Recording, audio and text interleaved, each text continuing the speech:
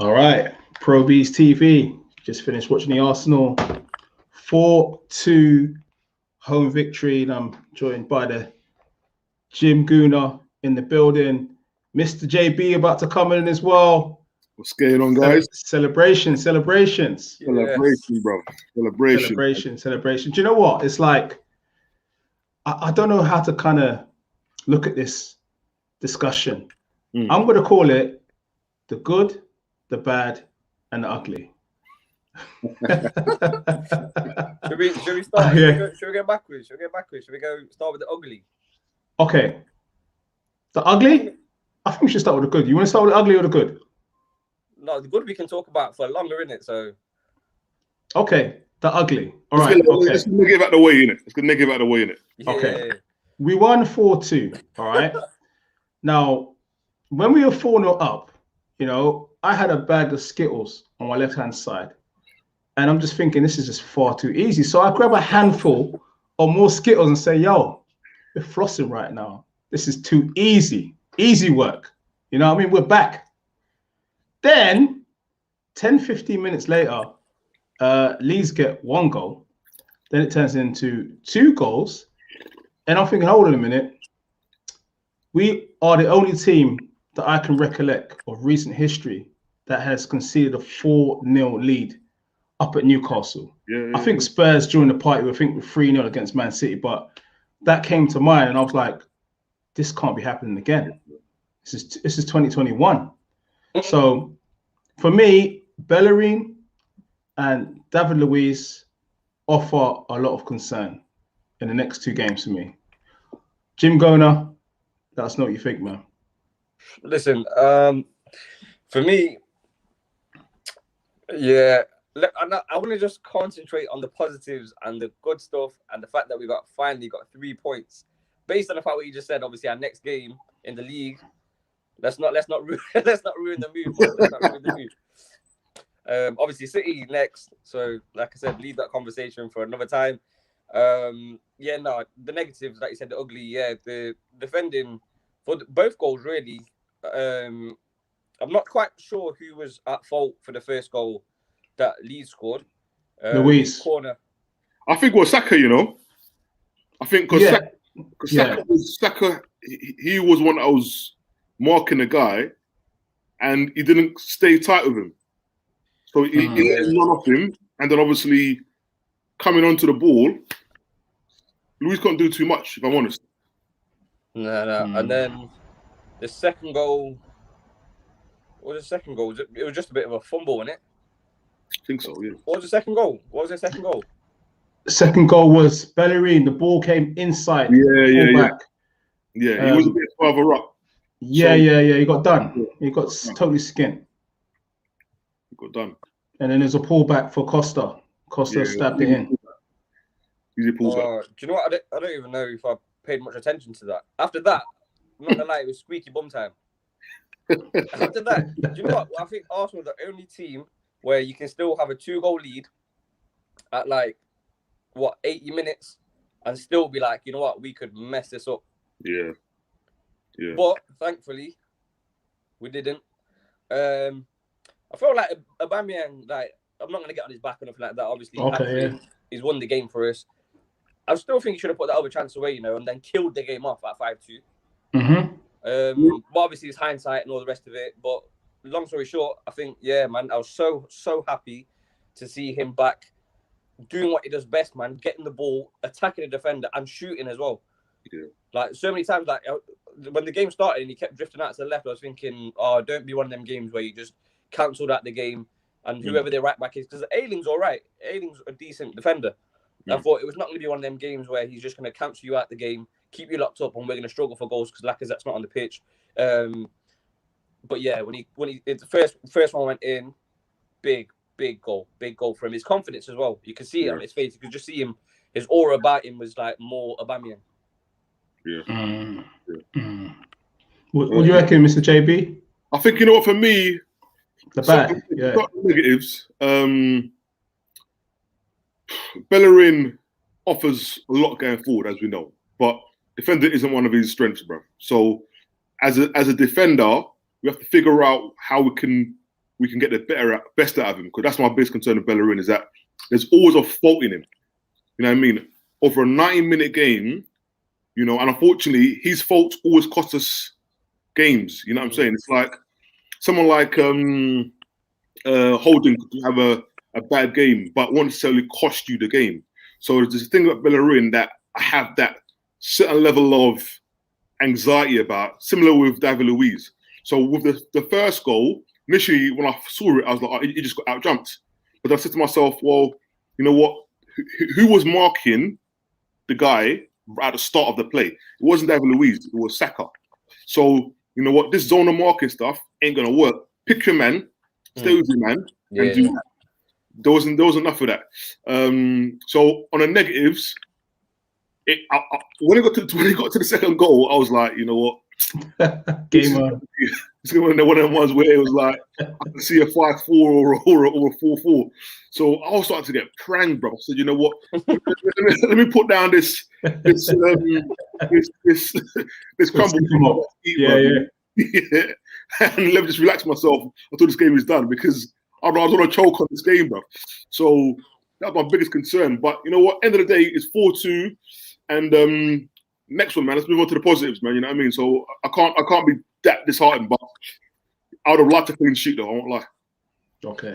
So all right. So we kind of discussed the bad things and the ugly. All right. Now the good things for me, we scored 4 goals, and right at the start of the game, we were about the purpose. You know, zipping the ball from back to front. You can tell we were up for it. And when Arsenal start like that, it means, well, not all the time, but it means most of the time, the guys are going to do well during the game. And I think when we're at it like that, it kind of just starts well and it kind of ends well. Yeah. And Aubameyang, that's what we wanted to see, because last time we were on this whole debate and the whole video, we were kind of skeptical about Aubameyang playing up top and his contributions. And today, he put the work rate in, no doubt about it. And that's what we want to see. He was drifting off the left, a la Henry, coming back centre, rotating, you know, moving about. And that's what we need up top. We need that marksman to help push us forward and put away the chances. And there's nothing more you can ask for. You know, Saka already is a beast. You know, when he gets the ball, that low centre of gravity, when he's thrusting forward, is very hard to stop. I've noticed, like, you know, even when you play football in the park with friends, when you've got that short player that's got ball control, it's very hard to deal with them. You know what I'm saying? Hack him down, bro. I ain't got time, bro. This is what I'm saying. So, on a good note, attacking wise, we were good. Yeah, definitely. And I definitely think, I don't know whether this lineup is the way forward. I at first I was like, where's Pepe? Did Partey start? No, Partey's injured. He's injured, isn't it? Okay. He's always injured. You know, Darren Anderton part 2. But allow it, man. Don't. No, he's always injured, man. He's always injured now. You just have to call it. He missed only 5 games in 5 years at Atletico, and he missed 10 games so far already this season, bro. Yeah, it's the pace. It's the pace of the Premier League, isn't it? Pace and the heat, bro. Personally, but yeah, go on. Sorry, can I just say we've gone over such a big thing that we've missed in terms of the bad and the ugly. Bad and ugly combined. The refereeing again. Okay. Okay. I don't want to really give too much limelight to it, highlight it, or talk about it too long. But because we won, so I'm not going to go on about it. I don't need to. But how is that keeper still on the pitch? I know. We thought that was a red. Exactly. And more so to the point, the first penalty that was given, that annoyed me massively. How can he be live in the game and be in a good position as well? Watch it happen, give the penalty there and then be told in his ear, "Oh, you need to go check the monitor." Go to the monitor, and he punked out. He gave in under pressure. He was like, "Oh, VAR told me to go to the screen. You know what? I have to change it. I have to do something." I was like a clown. Why have I gone to the screen to give the same decision? That's exactly what it was. So he punked out, and then the second one, he had to give that penalty. But again, it wasn't good enough. That was only half the job. Why didn't he give? Why was the red to the keeper? That was a good goal scoring opportunity, was it not? You know, was his back to goal at the time? Because he sort of like got ahead of him, and then sort of his back was turned to the keeper. Did he get yellow? He didn't get anything. No, yeah. He didn't get anything. In any situation, if he's in the box and the keeper's having to make a rash challenge, that means that the keeper knows that's a goal scoring opportunity. Otherwise, he's not rashing it. He would just like dive to the side or just get out of the way or whatever. You know, when sometimes like the player's running through on goal and the keeper tries to like slide but like save it at the same time and take the ball. Yeah. I get that. That's a yellow. I get that. But if he's standing and he kicks Saka in the leg. Yeah, but with goalkeepers, it's a different dynamic. Goalkeepers rarely get sent off. Allow it. Anyway, I don't want to. Like I said, I don't want to put negative on this. It's a big win for us, man. Because obviously, the 3 previous games, like I said, on our last chat, the United game, the Wolves and the Aston Villa game, all 3 times there was a referee incident which wasn't officiated correctly, and it meant then that we lost out on points or lost the game completely. This time, it just. Not even look, we were just on it today. We just knew that, you know what, we've got City next. I feel like the players knew that. And they thought, if anything, we have to get 3 points today just to make sure, you know, if we don't get the 3 points against City. They're going to put it on us. They're on us. I think, for me, like, some of the positives, just to clear around that for me, is like, one, we won without Tierney. So that for me is actually a big positive that, you know what. Massive. Because when I looked at the stats, literally, without him, we've lost 75% of our games, bro. So that's incredible. Wow. How one player can be so influential on our success. So the fact that we were able to beat them with our right-sided left back, bro, for me was a big thing for us.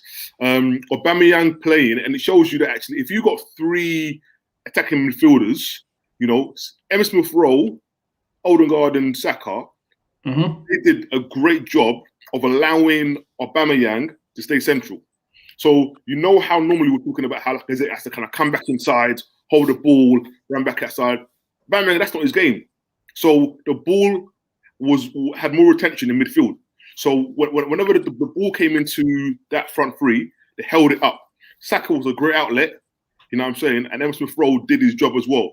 So it meant that Aubameyang could kind of go to left a la Henry and come inside. So that first goal for me was critical because it was like, you know what, confidence. Don't waste no time, bruv. You in the box, bang, let one go.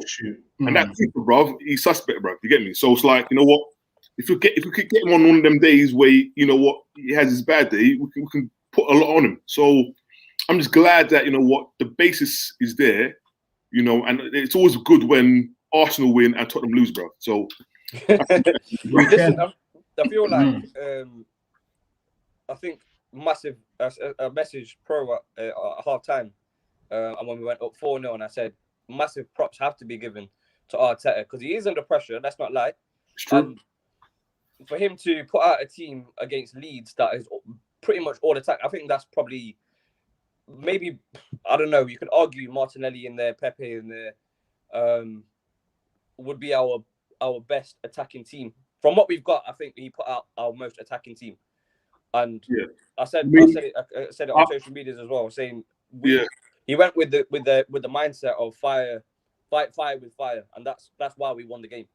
Yeah, I think when we started dropping off, and for whatever reason he put Willian on.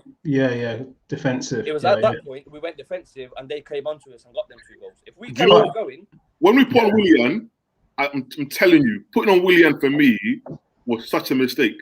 Because the pace of the game is never there. Don't get me wrong, towards the end of it, kind of caught up a couple of through balls with Saka on the right-hand side.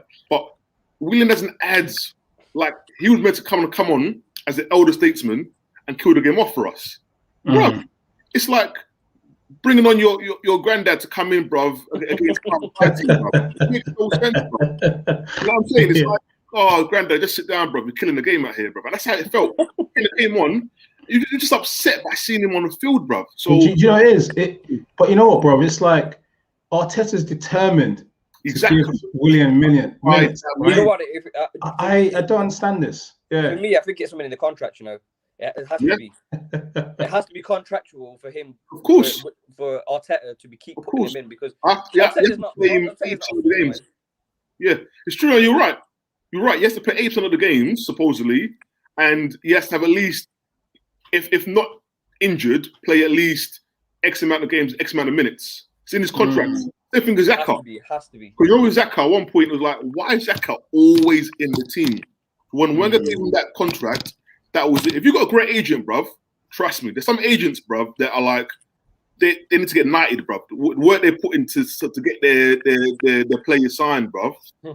That's how it is. Because there's no like that should get a regular basis, bruv. Makes no sense. It's like Trooper Motings, isn't it? Trooper Motings. Oh, Man's been Stoke, and then you went from Stoke to like PSG or something. Like, me and Bro Beez back in the day, we knew a guy that remember George Weah's cousin. Oh, okay. Yeah. Christopher Ray. That was Ray. Yeah. Christopher Ray. He came and he was a decent player, but he got into Arsenal off the back of supposedly. It wasn't him. It was at Southampton. One guy said he was George Weah's cousin or George Weah's brother. And yeah, hear that story too. off the back, he got a contract, bro. That's great agents, bro.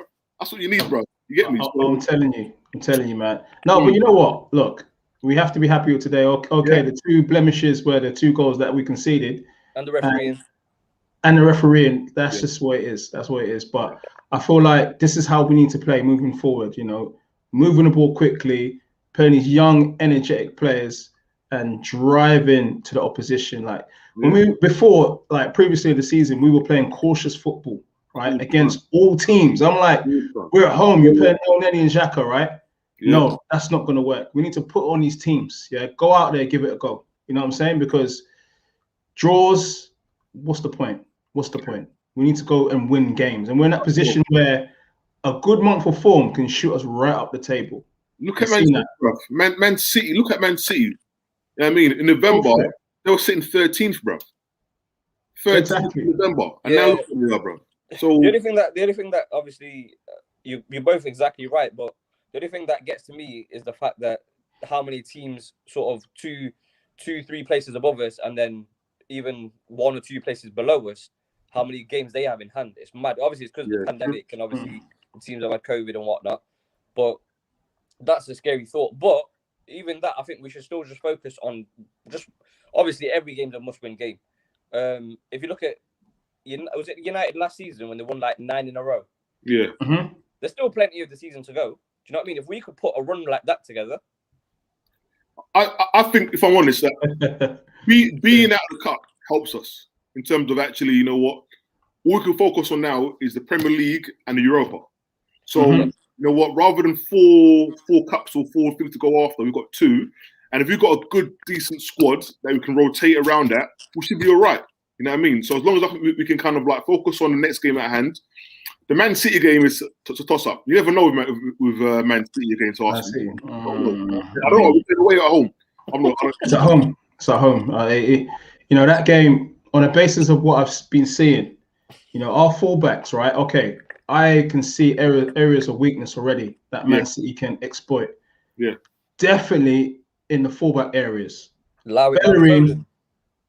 Bellerin, Foden is just, mate, he's like a Ferrari right now. He is quick, good ball control. I see him giving us a nightmare on the flanks. Then on the other flank as well, Cedric. Okay, will Tierney come back? They're saying that he might. Yeah. But if he doesn't, that's going to be another big area. Stop very big area. If we can that game's all about midfield for me. All about the midfield. If we can stop Gundogan from running up and down and put a man on him, that, because obviously that's right now he's the biggest goal threat. You know what I'm saying? Like Jesus. I don't know. You're right. Obviously, Gundogan is the guy who is basically doing the exact same job as KDB, and just everything good, everything forward needs to go through him. But like I said, man, you got Foden on one side, you've got Sterling on the other side, and then Morris to come off the bench if need be. You got like you said, you got Gundogan who's like in the best form of his life, pretty much. Yeah. So it's. But I think if we can think about it, at the end of the day, it's like it's still 11 against 11, though, isn't it? You know what I mean? So on the day, you never know what's going to happen. This confidence booster for us, you know what? We're getting. I think we've got Benfica next. Yeah. So it's like against Benfica, it's how do you play that game? Do you bring a man like Balogun back in and Ketia? Do you keep your first 11 for Man City? I'm not sure, because you know what? When you're in momentum, you don't really want to rock the boat too much. You know what I'm saying? So Yeah. I'm how we want to do it, man. So I can guarantee William will be starting the next game. I don't mind, man. Is the first leg? Oh, there's no home and away, is there? Because obviously they can't come to Neutral the UK. Yeah. I think no. So is it one off? It's a neutral game. It's still 2 games, isn't it? But it's a neutral venue. Sorry. I think Greece, isn't it? Greece, yeah. So I mean, but so it's like we go there. We don't get turnover. You know, if I'm honest, I'm not that bothered. I mean, ideally, we want to get to the final and then win it, but it's not really in our portion, bruv. You know what I mean? Arsenal get to finals, bruv. Cup Winners' Cup. I can't remember the last final we got to, and we won, bruv, in Europe, bruv. So it's like I'm not that bothered, man. I think if we can get as far as high up the table in the league as possible, that's what matters to me, man. Yeah. And look at the league as well. There's so many competitive sides. I mean, you see Everton, Spurs are just 3 points ahead of us. Can you imagine? Is it 2 now? Yeah. There's 2 in it now. Is it 2? I think it's 3. I think it's a couple points. Anyway, a couple points, 3 points, whatever. But you look at the teams that are in and around us and above us, it's very competitive. Like literally, we have to play well for a good month and a half or even to the end of the season to guarantee, a fruitful season. So it's difficult in this league, definitely. Do you know what I like though, in terms of our fixtures, is that we've got to play most of the teams above us. So it can mean that we can actually climb above. There's no point playing teams below us and you're not moving because the other teams above you are playing other teams and going higher and higher. So we've still got to play Everton at home. We've got to play West Ham at home. Still got to play Chelsea again. Yeah. So them 3 games really, if we turn up how we've turned up today, and we've got Partey back, we've got Tierney back, Chelsea are really, with all the millions that they've spent, they're still in their transition season as well. Yeah. We've got a chance, man. We've got, like, I think for me, Saka definitely has been targeted. You can see now that the respect they put on this boy's name is on. Starboy. Yeah, Starboy. Yeah. They know what's going on, man. So you can see that if we can get as much of the play onto his side, and so we've got Odegaard, Odegaard, what do you think about it today? Very, very positive. Positive. I think like a 7 out of 10. Was good, yeah. I think you can see what he's trying to do, but they're not on a white wavelength just yet. There was a through ball for Aubameyang when Aubameyang came short. Yeah, he didn't make the run. Yeah. The run should have been, you know what I mean, and he didn't do it. So you can see that actually it'll click in time. So, but the touch on him, the boy's got a touch. I must admit that. But it's still early days. So, but it's a good option to have in the squad. You know what I'm saying? Yeah, but tidy ball. I think he'll come in handy a lot in the Europa League. Yeah. Them, like European teams and that, you need that kind of player who's got that same sort of mentality, who's come from a different league. Comes in handy because the Premier League, as amazing as it is, from a different league, you can think it's one track. It's almost one-dimensional because it's always on the go. You don't have that time that you have in the Liga, Serie A, or even the French league, Bundesliga, even. So I think with that mindset, I feel like since he's played, he's had that sort of style of play where he's able to think that little bit more time around his surroundings. What do they say? They say that good players always find time. They always find time on the ball. They can control games.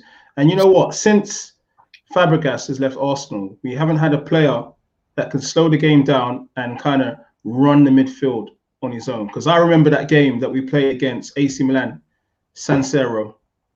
Fabregas took the responsibility, took the mantle of the midfield and dominated AC Milan. Yeah. He scored in that game, innit, past Kalach. Yeah. The low shot. I swear he's like 7 foot, that keeper, That's what I'm saying, man. Just what I'm saying. We need, a midfielder that can help us to control games. I mean, I think, To your point, like in Europe, people like Ceballos and Odegaard, they'll come to the fore. You know what I'm saying? But and obviously the pace of our wingers, we should be right. I genuinely feel like going forward, teams are going to be as worried about us as we are about them now. So that's what's most important because Leeds could have outran us today. You know what I mean? I mean that their MO is energy, bro. Yeah, they press high up. Better know on steroids, bro. So the only thing I will say about this could be good for the Man City game, right? Yeah. Leeds kind of played into our hands. They don't play the low block. Yeah. That low block, we struggle big time in that. Arteta, I'm not dissing him, but he's struggling to figure out how to break that down, right? He needs to think of a plan B to deal with that, because Leeds played into our hands. This is what we wanted, yeah?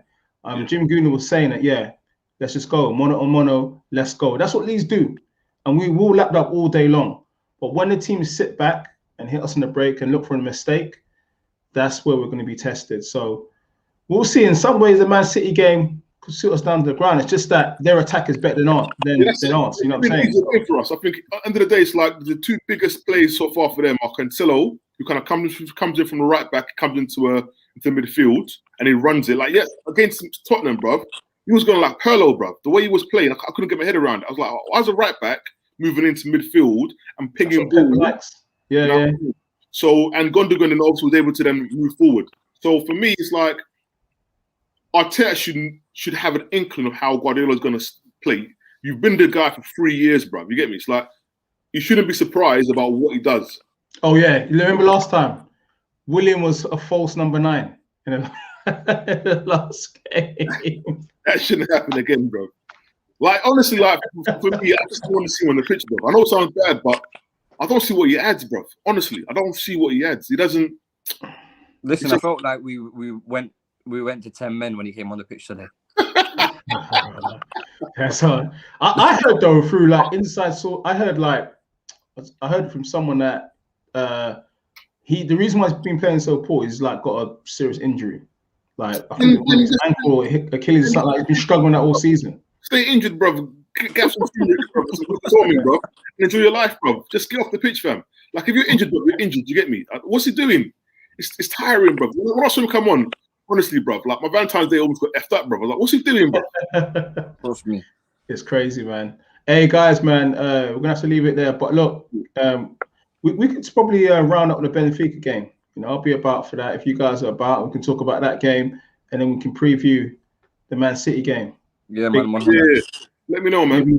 Maybe even do a watch along. So, yeah, let's get it, man. 4-2 Arsenal. Hopefully, things are looking a lot rosier. We're on the up, man. We're on the up, man. Up. Yep. All right, guys. Thanks for your time. All right, brother. Thank you. Cheers. Cheers.